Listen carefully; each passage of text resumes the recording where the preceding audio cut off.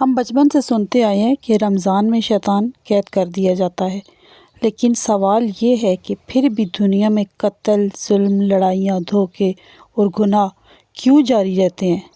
کیا واقعی شیطان بند ہوتا ہے؟ اگر ہوتا ہے تو انسان کو کون چلا رہا ہے؟ یہ سچ بہت کڑوا ہے، بہت تلخ حقیقت ہے، اور رمضان اسی تلخ حقیقت کو دکھانے کے لیے آتا ہے۔ رمضان میں شیطان بند ہوتا ہے تاکہ انسان اپنے اندر چھپے ہوئے چھوٹے شیطان کو پہچان سکے۔ وہ گناہ جو رمضان میں بھی نہیں رکتے، وہ شیطان کی وجہ سے نہیں ہیں، وہ انسان کی اپنی عادتوں کی وجہ سے ہوتے ہیں۔ شیطان ہمیں بہکاتا تو ہے، مگر انسان وہی کرتا ہے جس کا دل پہلے سے عادی ہو چکا ہوتا ہے۔ رمضان آتا ہے اس لیے کہ یہ فرق واضح ہو جائے۔ شیطان گمراہ کرتا ہے، لیکن ہمارا جو نفس ہے یہ ہمیں مجبور کرتا ہے۔ اگر کوئی رمضان میں بھی جھوٹ بول رہا ہے تو اس کا مطلب یہ ہے کہ وہ جھوٹ شیطان نہیں ہے، وہ خود انسان کے اندر رہتا ہے۔ اگر کوئی رمضان میں بھی نفرت، قتل اور فساد پھیلا رہا ہے تو یہ اس کی اپنی زہریلی سوچ ہوتی ہے، اس کا اپنا بگڑا ہوا دل ہوتا ہے۔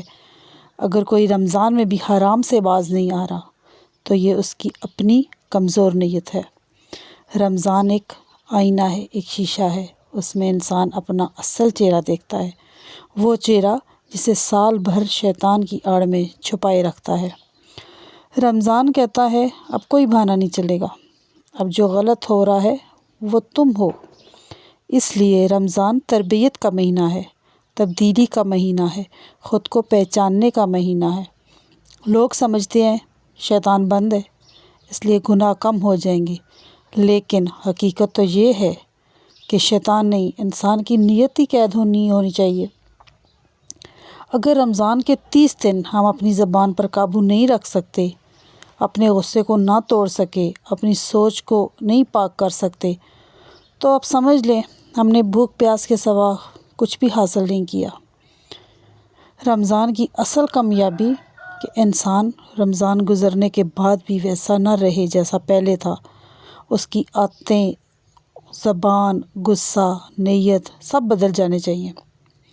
اے اللہ پاک ہمارے دلوں کو ان گناہوں سے پاک کر دے جو ہم شیطان پر ڈالتے ہیں، حالانکہ وہ ہمارے اپنے نفس کے پیداوار ہوتے ہیں۔ اے اللہ رمضان کو ہماری زندگی کی سچی تبدیلی بنا دے اور ہمیں وہ انسان بنا دے جو تیرے نور میں جیتا ہے، نہ کہ اپنی خواہشات کے اندھیرے میں۔ آمین یا رب العالمین۔